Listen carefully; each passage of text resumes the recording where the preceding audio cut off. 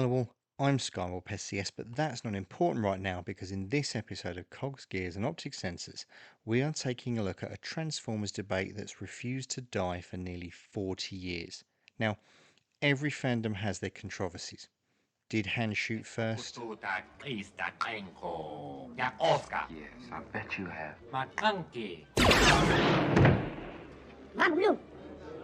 Is Die Hard a Christmas movie? Die Hard is not a Christmas movie. And we still jest about Rumble is red and Frenzy is blue, which is a moot point really, as everyone knows that they're both red. But something that has never been definitively cleared up is just who is Cyclonus, and if you stick with me, I'll let you know my thoughts on the matter. Now, to look at this, we need to go all the way back to 1986. The franchise was entering its third year. Hasbro had pretty much run out of Diaclone toys to recycle, repaint and re-release, and needed to effectively wipe the slate clean to introduce new characters for us to pester our parents to buy. Capitalizing on the success of the Toy Bios, Marvel Comics and the Sunbow cartoon, Hasbro knew that the franchise, being character driven, drew kids to the toy aisles and launched their most ambitious portion of the franchise yet, the 1986 theatrical movie. Evil Empire, laughing all the way to the bank. See, while Season 2 of the cartoon and the 1985 toy line expanded on what went before, 1986 looked to replace and refresh it. It set a brand new status quo. Characters were killed off to explain their toy being discontinued, and new ones were brought in such as Ultra Magnus, Cup, Blur, Springer, and of course Hot Rod. The same went for the Decepticons, who interestingly didn't seem to suffer the same casualties as our Autobot heroes. They were all rebuilt, reformatted and upgraded. And that's where things get interesting. Most fans agree that Thundercracker becomes, for want of a better phrase, Scourge. But when we look at Cyclonus, that's where stuff gets a little muddled. Now, I know we talk about things like authorial intent, and fans like us will pore over the storyboards and the script and disappear down continuity rabbit holes. What's important to remember is that at the time, this was all product.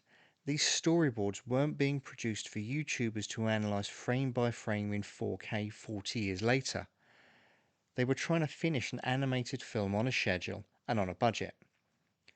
The original 1986 product Bible states that Cyclonus was metamorphosed from dead Decepticon hero's life spark, whilst the actual script calls for Cyclonus is created and then his armada of similar but smaller and similarly coloured and clad creatures are formed. Not calling for anyone to come forward specifically, but Bombshell of course was front and centre when the storyboards were mapped out, because largely somebody had to be. But other things point or even pull us in different directions both then and now. If you look at the 1986 catalogue, the Insecticons, crucially with Bombshell, are still present. They also appear in Season 3 episodes. When you look at the Decepticon planes, the emissions are quite clearly Thundercracker and Skywarp. Now, I know Starscream is still there, but I wonder if that's to avoid spoilers, and to be fair, he still popped up for some guest spots in Season 3, so his toy is relevant. The concurrently released comic book adaptation is just as vague, with these panels you can see here simply showing silhouettes being reshaped and reformatted. The text that goes with them doesn't call out any specific Decepticons, and the artwork certainly doesn't give anything away either. When IDW Publishing released their own adaptation in 2006 to celebrate the 20th anniversary of the film, it was incredibly faithful to the movie, either by design or time constraints, and firmly placed Bombshell front and centre on this page as Cyclonus is brought into being, and Skywarp is barely visible in the background as part of the so-called Armada. But what's important to remember now is that the 86 movie is such a focal point in Transformers lore. It introduced concepts such as both the Matrix and Unicron. It's probably the most nodded to piece of Transformers media, almost to the point that I'm sure a fair few of us even groan now when we hear the references. But that's what we know now, and modern day interpretations have done very little to clarify any official position. The movie itself has been released multiple times on DVD and Blu-ray by different licensees in different parts of the world, and whilst I'm not going to touch on all of them here, there are a couple of really interesting things to be found on some of the releases. This 20th anniversary set from Sony, released on Region 1, features a lenticular cover, where Skywarp is replaced in the art by Cyclonus. And this 2007 set, released on Region 2 by Metrodome, has these bios as part of the bonus features, both explicitly stating that Skywarp is Cyclonus. And what you have to assume here, folks, is that all of this was given the final nod by Hasbro themselves, who coincidentally are not blameless here either. In 2008, Cyclonus got his first new mainline toy in 21 years via the Universe toy line, and Hasbro stated on his bio he is made from the parts of dead Decepticons. Note the plural.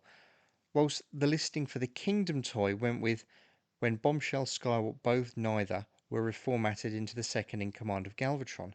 And things get even more vague, as the Studio Series toy goes with the phenomenally details he was created from a fellow Decepticon, along with this utterly trolling artwork depicting both shrapnel and kickback in the reformatting scene.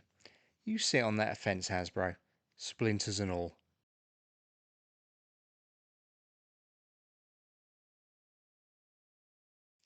The official line, if there even is one, is further muddied by this short from G1 cartoon writer and 86 movie story consultant Flint Dille, which was launched to promote a limited theatrical run for the film for its 35th anniversary, where Scourge comically states this.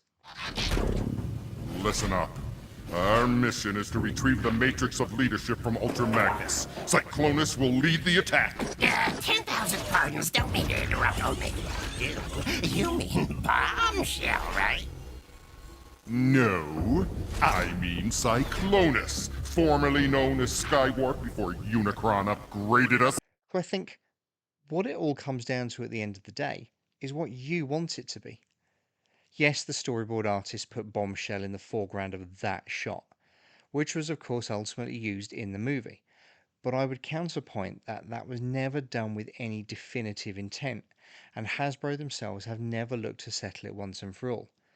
It's almost as if internet discourse keeps the franchise firmly bubbling along and in the public eye. So, at the start of this video, I promised to let you know my thoughts on the matter. Well, I'm a simple guy and I do like a bit of uniformity in my collection. So, if the blue one becomes the blue one, then logically the purple one becomes the purple one. And perhaps the reason this debate has survived for 40 years isn't because anyone made a mistake.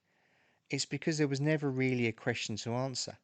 The animators needed a body to transform, Hasbro needed to sell new toys, and Marvel needed a comic. And somewhere in the middle, Transformers accidentally created one of fandom's greatest mysteries.